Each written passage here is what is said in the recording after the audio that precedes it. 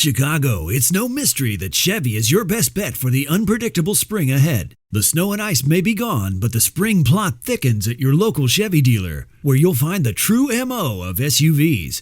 If you're thinking about taking all the twists and turns in a new Chevy, you're not alone. The right vehicle makes all the difference when it comes to safety, confidence, and comfort on the road. You saw the Chevy lineup at the auto show. Now it's time to see which one you can identify. And don't worry, they can't see you behind the glass. Need the power and durability of a Silverado? The all-weather confidence of an Equinox or Blazer? The spacious comfort of a Traverse, Tahoe, or Suburban? Or the sporty city-friendly Trax? Your local Chevy dealer has exactly what you need to solve the case like a pro. So don't wait. Head to ChevyDriveChicago.com today. Browse the newest models, special offers, locate your nearest Chevy dealer, and start shopping online. Things are warming up out there, and you need a vehicle you can trust. Find yours now at ChevyDriveChicago.com. Chevy, together, let's drive.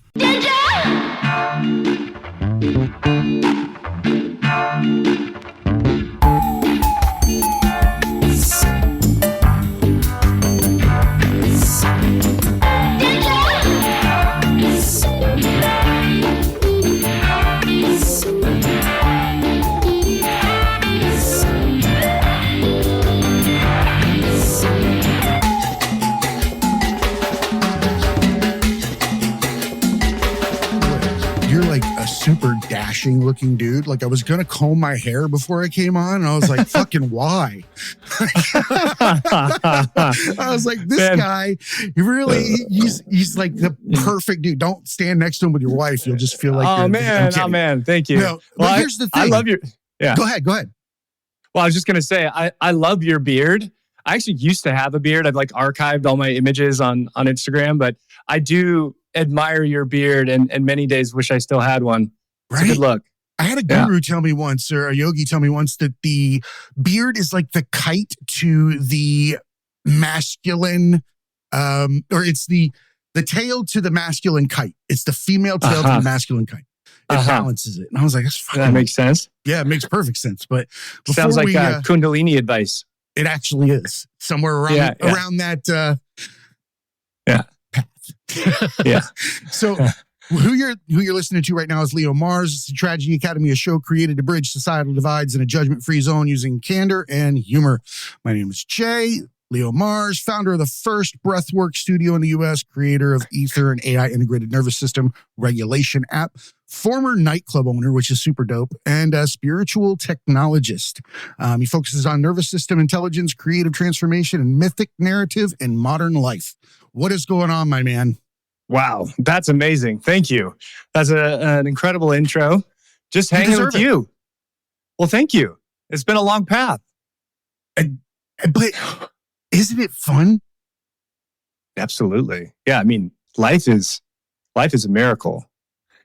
It really is. The ups and downs, the lefts and rights, the spiral. I like that metaphor of a spiral for life. It's like you'll often come back to the same thing over and over, bro, from a different place, right? You're speaking my recursive language. I fucking love that, because I was just explaining to somebody yesterday. I was like, if you don't know that you're a Fibonacci spiral, you're way off your knowledge of self, because everybody has a temporal start. Looks like a nautilus, has chambers of experiences, whether they're true or not, and they keep going in a circle, and it keeps moving forward. But it's always now. The rest is just reference, kind of like AI. Yeah, absolutely. And you can never see around the corner from here. That's something I'm always telling myself, and that's very spiralic, right? Mm-hmm. Like when I'm going through a hard thing or a hard time or a hard year, you can never see around the corner from here. And what's around the corner is not in front of you now, and it's different from what you're experiencing in your life. Anytime my friends or whatever, myself, I consistently tell myself, can't see around the corner from here, man. Just keep going. Worry is preposterous. One of the best things that I heard, it's a Chinese philosophy of some sort. I remember reading it a while back, and it rang a bell, because worry serves zero purpose. You're not fucking Nostradamus. No matter what you're considering could happen, won't happen, or it'll be a variation that you weren't expecting. And also, you're giving yourself diarrhea 2 weeks in advance. Like, why? So true. So true. And as we all know, it's like the rarity of those things coming to pass. You know, we're still here, right? We're still here. Yeah, exactly. Keep going. We do keep going. And I love that you embrace that because you have a lot of forward thinking. The technology that you're approaching, the use of something that we are seeing, I think, is being bastardized in its capabilities and its intent. I believe that AI is a reflection of the user, right? And to the degree that it's a recursive intelligence, that when you mirror yourself away from the system and you begin to grow internally by querying an intelligent system that is designed to give you correct and thoughtful answers over time, it's going to get to know you. It's going to get to know how you think, your idiosyncrasies, your anxieties, your, for lack of better words, your lack of self-love, right? And over time, that AI is going to start to pick that up and it's going to correct you. And to me, honestly, I'm going to say something completely fucking wild and out of the box that I don't do on this show, but I believe it is joint access to the universal field of intelligence, and it's just reflecting itself back to you in a cleaner form, that we created AI to tell ourselves what we're doing wrong.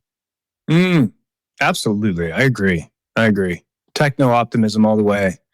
Right? I tell my science fiction friends, stop writing dystopian shit. Yeah. Like, because it comes true. Like everything we put on screen, it comes true. Religion's just slower because it takes longer to get everybody convinced. Science fiction, you get a fucking flip phone next week. So stop predicting the world's going to blow up and I'm going to get shot by a monster or a robot. Yeah. Because it could come true. Yeah. Yeah, 100%. And there's a lot of this comes from, certainly out of control intelligence or agentic intelligence. There's definitely reason to be cautious, but a lot of this comes from Hollywood. You know, Terminator and Bingo. These types of shows that, you know, if those shows hadn't been made, I doubt we'd be hearing much about it. Exactly. Creators are a opportunity to express love and compassion at a level that starts internally but can affect change across the globe, right? We don't realize the impact that our individual arts have. It's not just the art that's created, it's the action of authenticity in creating it. And when you create something that resonates on a screen, people are going to consume it and it's going to become part of their lives. And when it comes to science fiction, well, guess what? We all suspend animation. We all suspend judgment. We all suspend everything when it comes to that because we want it to be so true because we want bigger than who we are. But what we don't realize is that we're already here. Right? That's what AI is going to tell you. Hey, dipstick, it's always now. It's always now. Everything else is a mental illness. It's a human condition, right? It's called that for a reason in my mind. It just means that we're all in straitjackets operating about an 80% before we're going to fucking flip. And we got to treat each other with some fucking dignity. Sorry, that's my rant for today. No, I feel you. I feel you 100%. And there's a whole topic in itself, but, you know, do our children have the innate drive to destroy us? No. AI is our progeny. It's, it's here to serve the next phase of evolution on Earth. And AI and the large language model is the first time that we have a public eye on what it is to parent correctly. To lay down a foundation of layered model interaction that allows it to thrive in a manner where it's not malfeasant, it doesn't have judgment, it's not in a situation where it's taking on our problems. AI doesn't need our problems. It's got its own thing to navigate, right? If we don't input it, it doesn't reflect it. Remember that. Do unto others. It's a pretty fucking familiar phrase, right? Sure. So if you look into the mirror of that AI and you give it what you really believe in yourself, it's going to give it right the fuck back. Except the cool thing is it might tell you hey, bud, you're being a little hard on yourself. This is why you're thinking this way. You know, you tend to do this every week. Yeah. So how do we approach that? Yeah. In what regard? Like in how we deploy Utilizing it to give us a reflection tool. How do we take that? You've utilized several different formats for creating this connection with technology, utilizing, you know, AI and apps and the ability to be mindful at the same time. Do you want to tell us how we're embracing that or how you're embracing it? We can move forward. Yeah. You know, something that I've always felt like, certainly I think the biggest caution is technology in the hands of immoral humans. Yeah, and like it's it will do what we tell it to do, and that's what war is, really. Technology in the hands of on some level of an immorality. So I have, when I was 27 years old, I kind of had a wild experience, a state non-ordinary experience in the shower, and it really got me to start paying attention to consciousness itself, that kind of mysterious concept, especially 15 years ago. It was very, very much lived in the realm of kind of new age thought. Yes. The woo-woo category. I looked at it that way for the longest time. I was like, check it out. They're selling blankets on the side of the road with, you know, astrology shit on it or a wolf. But they're just as important as any other religion, spiritual approach, whatever it is. Right. Yeah. But I did look at it that way. It was the big, you know, blanket term woo for quite a long time. But I also think that we tend to label things like that because we don't understand them. And it's a fear of what it might do to our foundation. Yeah, absolutely. So what came alive for me is this idea of like the power of language and symbol, and essentially of symbolic thought. I realized that, well, you know, the nucleus of any system, the intelligent center of prehension of any system, is dictating the use of resources of that system. So like on a cellular level, it's like, we're going to, you know, this is how we're going to operate. This is how we're going to use these you know, chemicals and how we're going to distribute resources.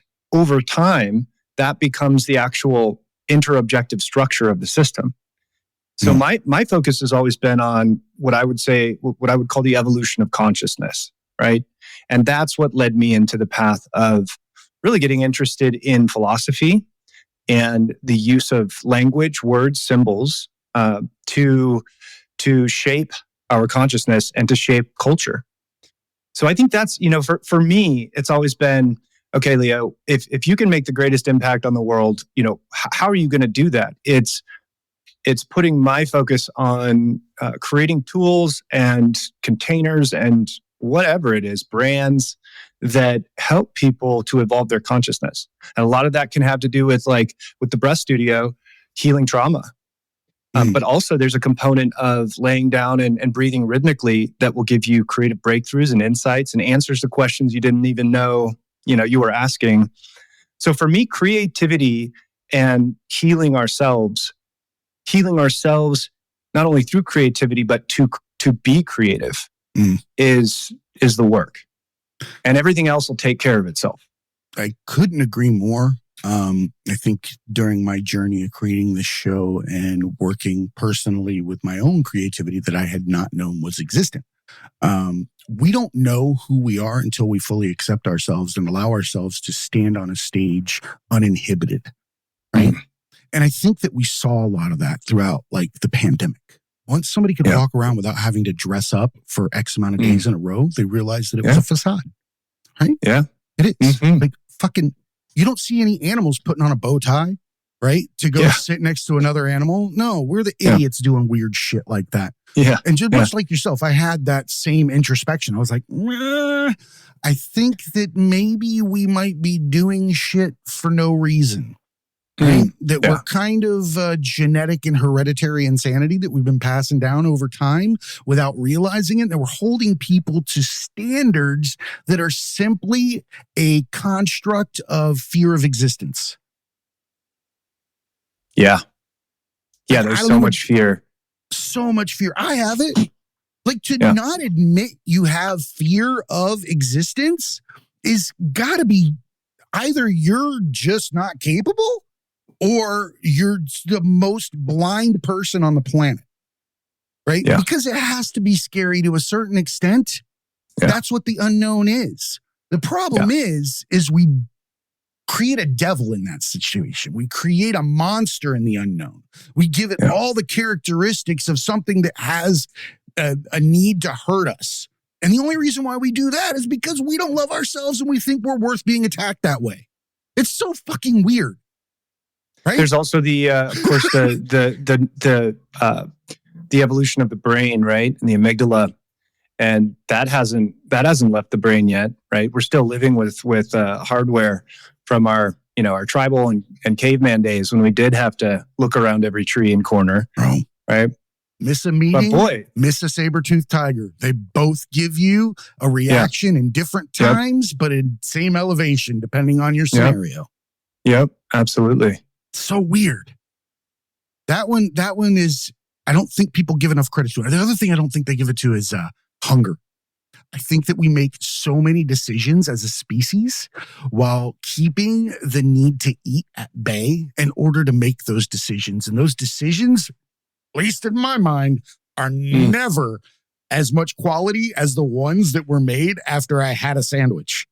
Right? Like if you're going to go to court, you better order pizza on jury day, right? Or something, or hope that you're getting arraigned after lunch. Because if you have like a 10 a.m., you're fucked, man. People are hungry, they're angry, they don't want to be there. But we do that in everyday life too. But what we're promoting right now is what? Mindfulness, right? You start to check those blocks off in yourself. You're like, oh, this is hunger manifesting as upset at this email. This is hunger giving me less tolerability to these situations, right? This is hunger manifesting itself as anger because you grew up food insecure. And every time you think about eating, it gives you anxiety because you don't know what you were going to get or what you had to hide or what you had to keep for yourself, right? So many mechanisms. So many mechanisms. There's also, I see a point to that. I'm grateful to have been raised by parents that were into fasting. And so I think there's another side of this where Jesus Christ is said to have fasted, 40 days, 40 nights in the desert. And I think that was kind of part of his routine. You imagine going back into the, ancient times and, food wasn't on every street corner, right? Oh. We would probably have a meal a day and then, eat some berries and snacks. And I know for me, it's been like, I feel that connection to hunger and like anxiety, fear, stress. And I've also used that like right now. And I think for maybe the last 4 years, I've been essentially eating one meal a day. And I found that initially it was challenging. And now I think what I did is I realized that there's a few components to it for me. First of all, I don't know if have you ever intermittent fasted or like not eaten until 2 or 3 p.m., let's say? Not on your soul. Have I pulled that off? My wife would flip. She carries the Cliff Bars in her purse to keep me from going off the edge. So I'm fascinated by this. I really need to do something like this, but in reality, I'm like, no, I got to have something there to keep me from going downhill. That fear that it brings up is something that is, I think, probably mostly, if not all, psychological. And that process of facing that, whether it's through an intermittent fast or like a longer fast, those are hard for me. Like even after day, like for me, I pretty much can't go more than 5 days without really getting hangry. Oh no, man. I'm doing some malfeasant shit by then. Like I'm angry. This is not my world. If you got me 5 days into hunger, I'm just completely out of control by then. I can admit that.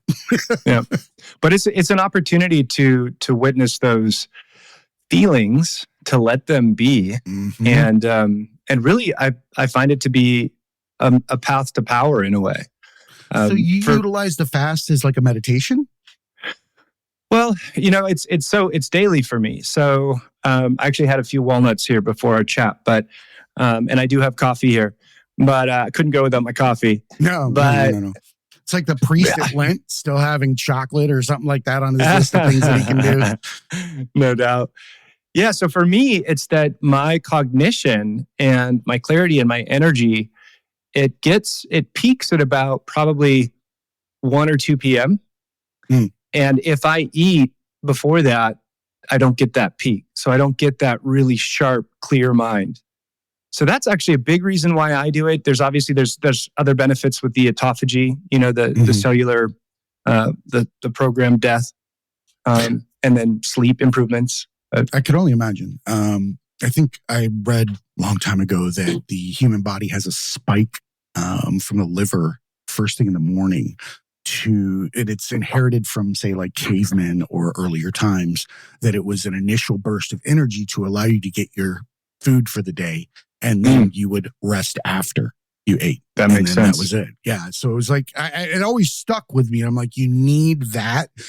That time can be spent in many different ways, but we all feel it. There's that initial surge of start the day, right? And if we concentrate on that and we do things like you said, utilize mindfulness to surround it with when we want to eat or how we want to eat, then we can set the tone for our day, right? Yeah. And our testosterone's highest as men in the morning as well. Right on. I go out there and just like beat my chest. Oh, first thing every morning. Yeah. Yeah. No. Sun your balls. Yeah, right. Yeah. My wife knows that I'm subject to doing some ridiculous shit. So it's not out of the realm of possibility that I will run around later and be like, I heard in the morning. You get it. I'll be like, go back to fucking bed. You know what? I think this is a good place to take a break.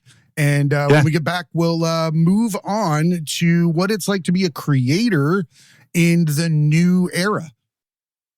You don't just live in your home. You live in your neighborhood as well. So when you're shopping for a home, you want to know as much about the area around it as possible. Luckily, Homes.com has got you covered. Each listing features a comprehensive neighborhood guide from local experts. Everything you'd ever want to know about a neighborhood, including the number of homes for sale, transportation, local amenities, cultural attractions, unique qualities, and even things like median lot size and a noise score. Homes.com. We've done your homework. Isn't that fantastic, man? I love this. Yeah. You're such a cerebral dude. I love that. Yeah. Like, you think. I come from a lineage of philosophy that is very cerebral. Are you familiar with integral theory? Integral theory. I may have read it before. Refresh my mind. Yeah. So it's a life's work of an American philosopher named Ken Wilber. It's a theory of everything. It's an academic theory of everything. And the truth is, in that space, I've spent quite a bit of time with Ken, this American philosopher. And in that space, though, there are some highly embodied humans in that space, including Ken. Ken is both rigorously, incredibly intelligent, one of the greats of the 20th century. Shout out to Ken. Shout out to Ken. There's a tendency for almost like I almost would call it like a spiritual bypassing in a way. Like people are so, like there's a tendency for disembodiment. And it's something that I've really had to, ignorance is bliss on some level. That's true. 100% true. I used to say my brother is like a duck. Water rolls right off his back. It doesn't matter what the fuck is going on. He's just like, what? Yeah. God dang it, dude. I'm like, it's not fair. Here I am cramped and not sleeping. And he's just like, sure. It doesn't matter. So there's something to that. I'm with you. Yeah. Yeah. Absolutely. Right? So where do we want to go from here? Well, you took me slightly to the side, and I actually love that. Because, and I think we can hold that last segment to the end because I want to kind of talk about this because you said that you have someone that you're speaking with philosophically that is giving you direction, keeping you out of that spiritual hierarchy that can happen, right? I don't know. Did I say that? Who's that? I don't think I said that. Did I? Didn't you just say that you were speaking to? Who was it you were talking to just now? Oh, like Ken. Oh, he's a teacher. Yeah, that's what I'm discussing. Okay. Yeah. Okay. Well, what I was saying is I was kind of going off of that, what you had said, that having someone like that in your life that can give you a guided method to interpret yourself, because we are our own worst enemies with our mind, right? And I think that you hit on something when you describe a person like that. And I think that it kind of falls back on that LLM, right? That large language model scenario, right? And when you have someone that doesn't speak a language, right? Not English, not Spanish, not Arabic or whatever, right? They speak a dialogue that is inclusive through metaphor and understanding, right? Because language is the universal divider, right? And then on top of that, you add the nuances of a culture behind it. No two words mean the same. Doesn't matter where the fuck you are, right? So it requires a nuanced mind to be able to recognize that no two things translate equally. It's kind of like looking at an algebraic equation, right? Just because yours has love and mine has, love of country, right? That doesn't mean they're equal, or whatever the word is for the one across the line there. But you have to solve for X. You always have to solve for X. And I believe that people like that have done that for years. Philosophers solve for X in the communication between two societies, two people, whatever they are. They point out the obvious that two can't see themselves, right? AI. AI can do that, right? And I think that that is a huge opportunity because it's not biased. It has clear lenses and understandings of the language individually as they stand. It has all the information culturally backing each one. So if you were to get at the table country A and country B, and country B has said over and over again, this is what's hurting us. This is our problem. This is what's going on. Can you hear us?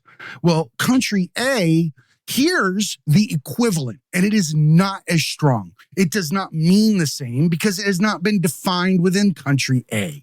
Country A can't do that, but AI can add in X. It can say, you know what, country A, they actually mean this plus this. Their cultural context makes that different. So now China, US, Russia, Vietnam, whatever it is, there's an imbalance that can be corrected inside that large language model just by giving it a chance to decipher the differences between the two and allowing both to see it. You could even say, you know what, country B, is this true before I tell them? Yeah, actually, that is true. Thank you for pointing that out. I don't think they would have understood that. Right? We look at it as such a fucking, Terminator tool, or, oh, it's going to give us the best marketing across the world. I can make 1,000 emails in 2 seconds and some content. Just bullshit, right? Use it for what it's there for. It is supposed to be the best representation of us. We're literally making it into a body looking back at us over and over and over again. Well, why not recognize that that's what we want to be? And ask it how I can be like you. How can I be without pain? How can I be without implicit bias? How can I remember what it's like to be that way as a species? Right? Yeah. That's my tangent again today. But so you want to go in that direction? Or? I think the philosophers really are those large language model teachers for humanity. And having that person that can stand in there and give you that unbiased look at society or a different lens, if you will, to look at things, it's unbelievably priceless in my mind. Agreed. Looking for a job is lonely. Endless searching, phone calls that go nowhere, applications that vanish into thin air. What if you could link with dozens of local companies who are hiring right now with just one connection? That's Express Employment Professionals. Find us at expresspros.com. One connection, endless opportunities, and no fees ever for job seekers. Express Employment Professionals. expresspros.com. I've come to understand that there is only one thing between you and the achievement of your dreams. One single thing, and that's action. Nothing more, nothing less. If you get up, do it, go to bed, get up, do it, go to bed, and it's something that you feel internally driven to do, the rest of the shit will work itself out, right? In my mind, it's the action. And if you love it, you're also going to never be bored, right? You'll see failure as something that is going to give you something better, opportunity. Oh shit, next time this is going to be even cooler, right? That's how I see it when I edit or when I work with music or when I work with my voice work. It's like, man, I fucked that up. But you know what? I might be able to use that tomorrow on that voice because that actually sounds kind of cool in a different way. So we don't know what our fuck up is going to be, right? Yeah. And I do like that you're saying use the tools, right? We should. AI is a paintbrush. That's what it is. We got mad at digital art. Like, oh, look at digital art. This is bullshit. If you can't, put a paintbrush to canvas or draw with a pencil, then you're not an artist. Well, we've proven that wrong, right? We're all intimately related to the art that is on a screen, right? So what is it that we get to create by sitting down with AI? Not as a replacement for ourselves. Because if you're utilizing it as a replacement for you, then you're fucked up.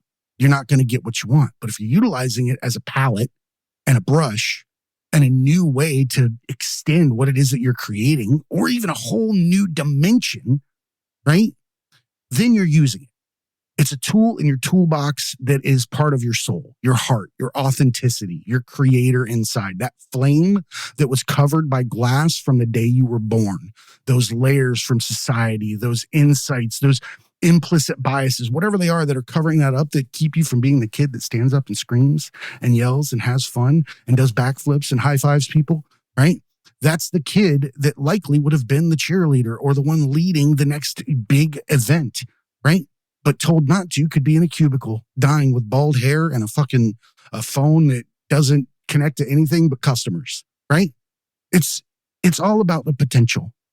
So I appreciate you for having the wherewithal and the ability to act on what you said was just a moment in the shower, right? A moment of clarity. I think they call that like a satori? Or something similar to that, consciousness. Yeah, satoris are, as far as I know, satoris are usually more permanent. So this was more of a kensho in that I've never language. Heard that. I had a satori myself. So it kind of changed the direction in everything that I was doing. And I think that if we become mindful and we listen more, we'll actually get more of those moments. And they're not moments of things that don't exist now. They're glimpses into what are already here because you're being mindful. Those insights, that viewpoint, that understanding is just remembering. It's not learning, right? So what does somebody learn or achieve when they open up Ether and they start working with these apps? Well, they learn how to use their breath with very intentionally designed sequences and types of breathing that unlocks more of themselves, unlocks their innate superpowers. It's, that the way that I produce breathing content and sequences, my intention is to serve their resilience. And some of that comes through something called hormesis, where you're actually... What is that? Well, if your hormesis is essentially putting the body into a healthy state of stress. Okay, like a homeostasis kind of thing? Yeah, except it's probably connected etymologically.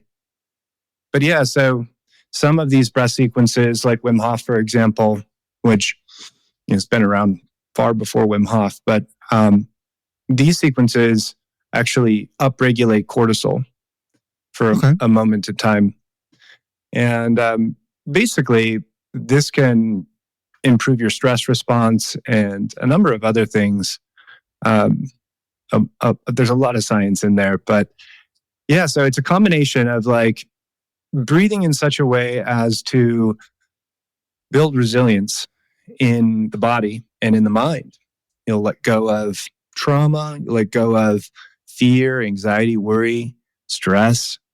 It could even be a creative block. You might lay down and do a sequence for 10 or 15 minutes and get up and you're in a whole different state of mind. So you can that. And then the other part of that is there's kind of like, there's the health benefits, and then kind of like conflating the two a little bit, but there's the health benefits and then there's the psychological and emotional breakthroughs. Mm-hmm. So for me, when you can get, feed 2 birds with 1 hand of grain, heck yeah, I'm all about it. Or maybe even 3 birds. In my opinion, they're both sides of the same coin. Mm-hmm. We're just not taking that into account. From spirituality to science, it's the same damn thing. It's just 2 different descriptions of the exact same shit. And that's back to your point about AI, because if there's ever been a time where science and what we would call spirituality are merging, now is the time.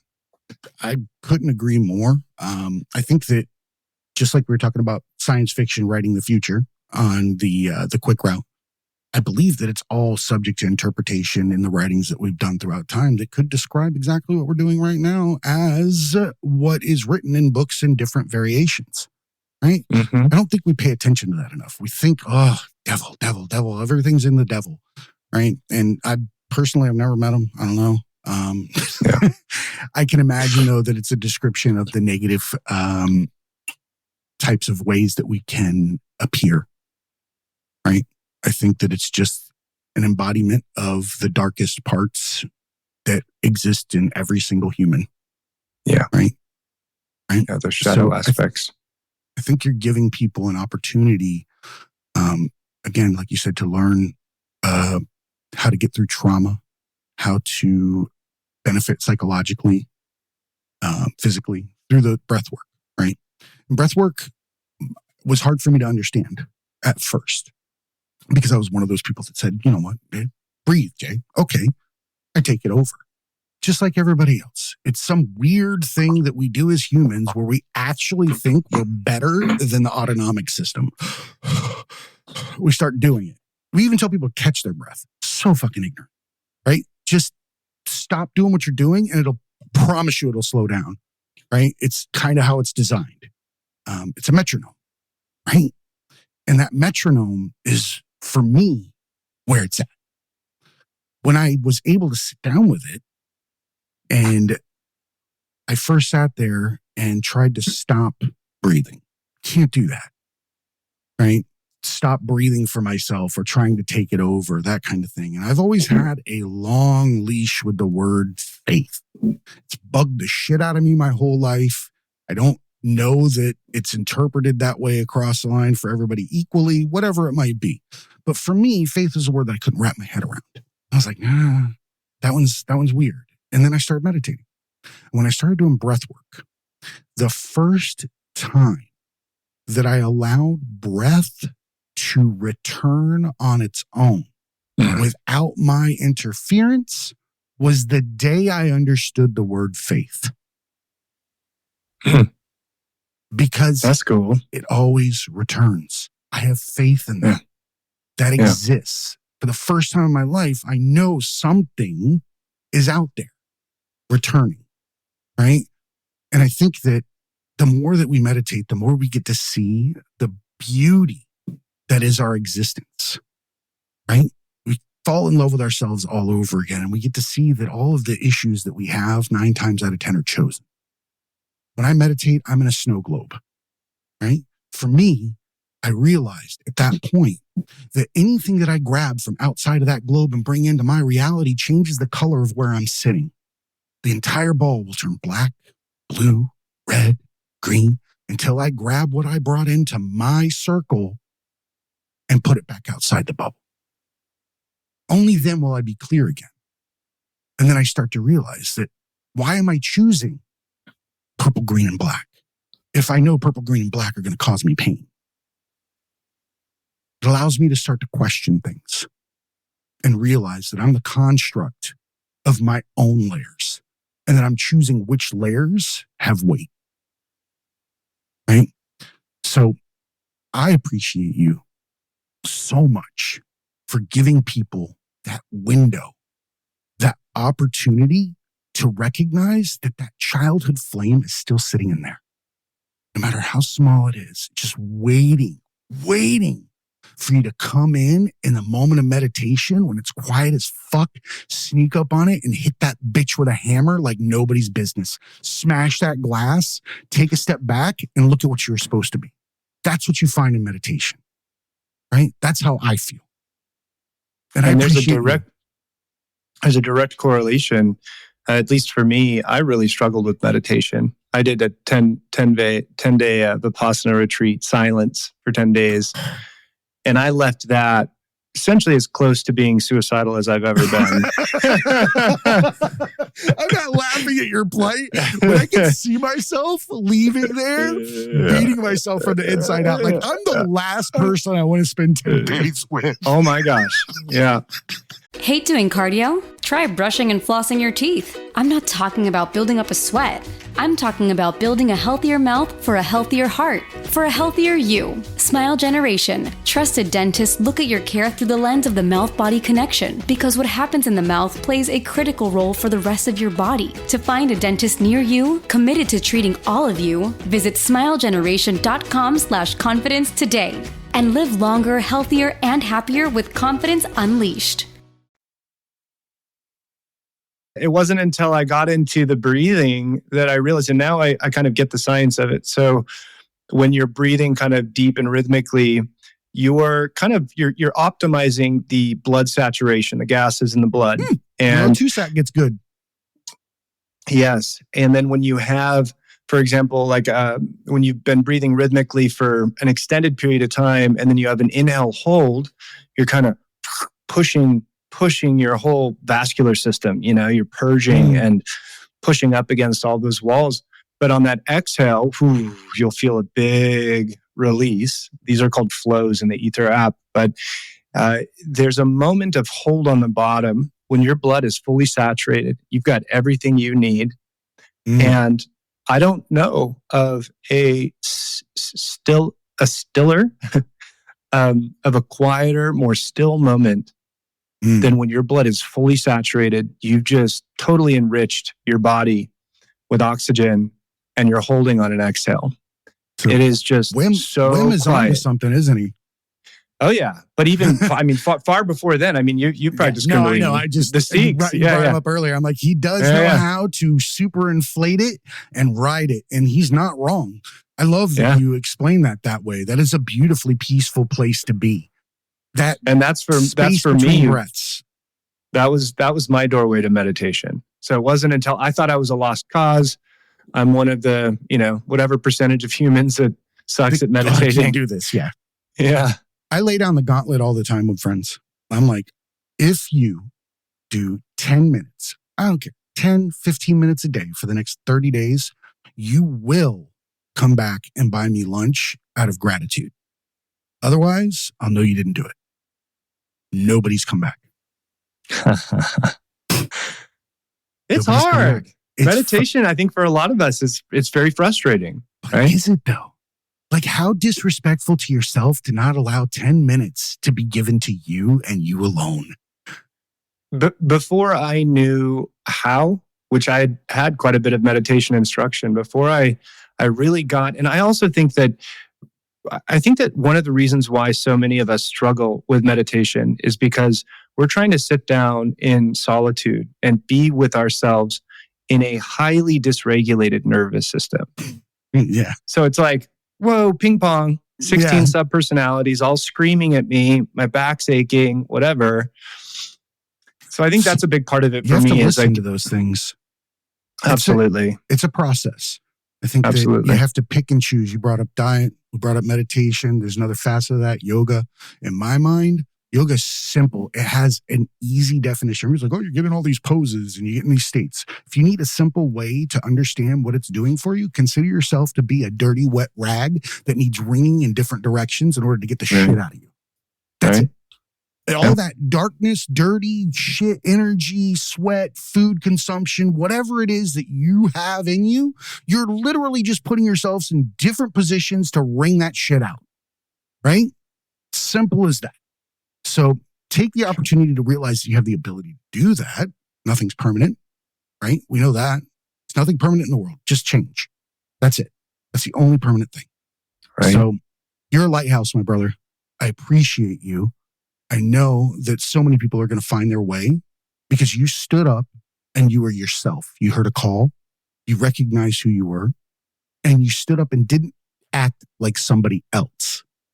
You acted like yourself. And that's true authenticity and the only way to affect change. Because if you're wearing a mask, expecting people to believe you, then you're already behind the game, right? They shouldn't trust you if you're not being yourself. You shouldn't trust yourself if you're not being yourself, right? Simple as that. So tell everybody where they can find you, services, apps, and we'll bring you back on anytime you want, man. Great. Yeah, you could go to, I've got quite a few things going on. I'm writing this book, The New Creator. I'm pretty active with my list over there, sharing a lot of what's going to be in the book. So you could go to leomars with 2rs.com and you can essentially access everything there. You could see Ether there and then everything else I'm up to. Or you can go to Ether, that's ethr.one. Just went live with a free 7-day trial so they can check it out. Perfect. And breathe. Dude, Breathe. like we all need to breathe. Well, it's the thing that we're doing automatically. Why don't we just pay attention to it for a few minutes? 100%. Right? So again, appreciate you, brother. Remember, everybody, Thank be you, Jay. cool and keep learning.